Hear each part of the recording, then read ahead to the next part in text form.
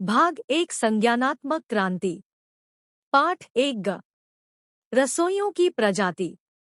शिखर पर पहुंचने की एक महत्वपूर्ण सीढ़ी आग को घरेलू बनाना था। कुछ मानव प्रजातियों ने कोई 8 लाख साल पहले आग का कभी कभार इस्तेमाल किया हो सकता है।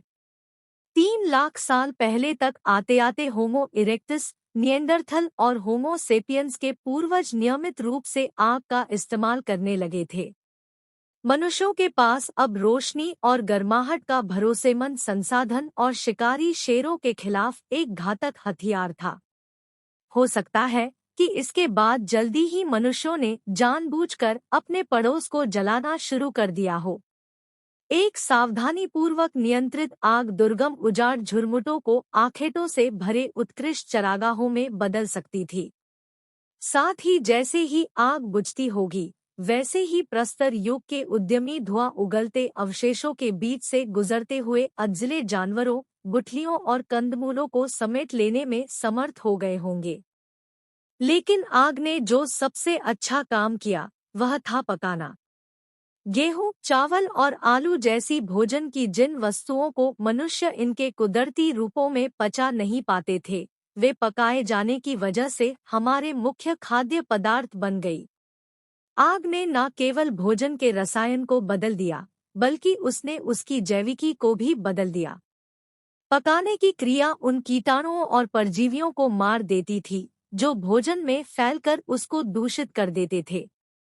फलों, गुठलियों, कीड़ों और मृत जानवरों के मांस के पक जाने से मनुष्यों को इन चीजों को चबाने और पचाने में बहुत ज्यादा आसानी हो गई। जहां चिंपांजी को कच्चे भोजन को चबाने में हर दिन 5 घंटे लग जाते हैं, वहीं पका हुआ अन्न खाने के लिए लोगों को 1 घंटा पर्याप्त होता है।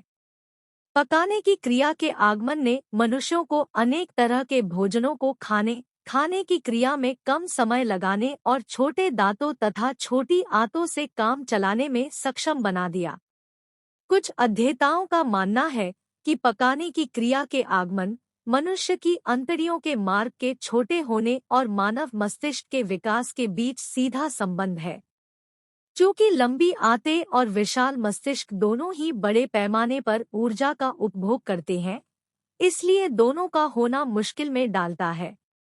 पकाने की क्रिया ने आंतों को छोटा करके और उनकी ऊर्जा खपत को घटाकर निएंडरथल्स और सेपियंस के लिए विशाल मस्तिष्क का रास्ता खोल दिया। आग ने मनुष्य और दूसरे प्राणियों के बीच पहली महत्वपूर्ण खाई भी पैदा की। लगभग सभी प्राणियों की शक्ति उनकी कायाओं पर निर्भर करती है, उनकी मांसपेशियों की ताकत, उनके दांतों के आकार और उनके पंखों की चौड़ाई पर।